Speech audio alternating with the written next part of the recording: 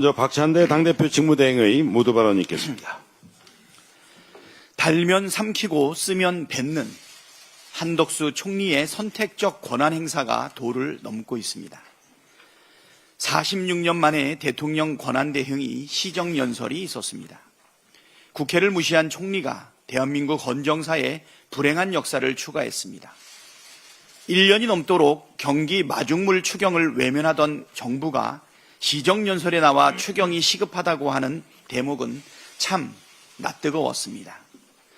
더구나 제시한 추경안도 내수 진작, 경기 회복에 턱없이 부족합니다.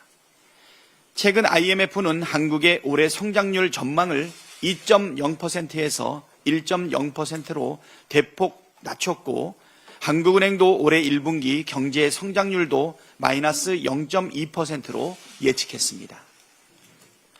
경기가 침체될수록 정부의 적극적 재정정책이 필요하다는 것은 삼척동자도 알고 있지만 지금까지 윤석열 정권은 귀를 닫고 듣지 않았습니다. 지난 3년간 윤석열 정권은 무엇을 했습니까?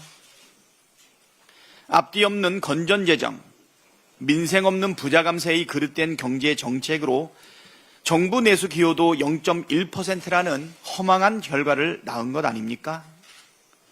윤석열 정권의 실패한 정책이 한국 경제 폭망의 주범임에도 추경에서마저 그 잘못을 답습하고 있습니다.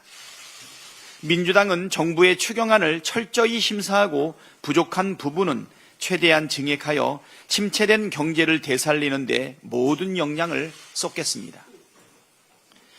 대통령 비서실은 내란 기록물 은폐 시도를 멈춰야 합니다.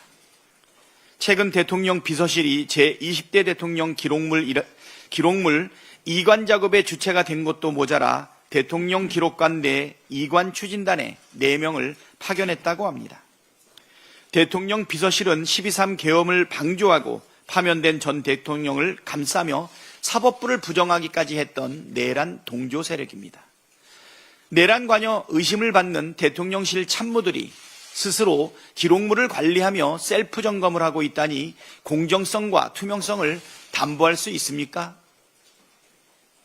심지어 대통령실 홈페이지가 윤 전 대통령이 파면된 직후 셧다운됐다가 복구된 사실도 드러나며 내란 관련 기록물을 훼손하려 했던 것은 아닌지 의심스럽기까지 합니다.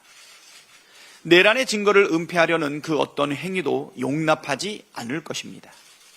대통령 비서실은 즉각 이관 작업에서 손을 떼고 독립적 기구가 기록물을 점검, 이관할 수 있도록 신속한 조치를 취할 것을 촉구합니다.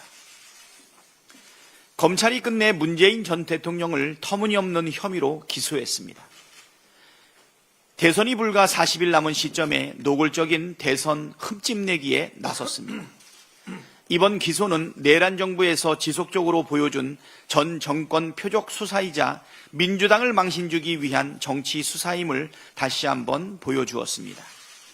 김건희와 윤석열 그리고 심우점 검찰총장의 흠 앞에서는 마냥 먼 산만 바라보다가 민주당에는 없는 제도 만들겠다는 속내를 감추지도 않습니다. 이번 기소는 검찰이 왜 개혁되어야 하는지 웅변하고 있습니다.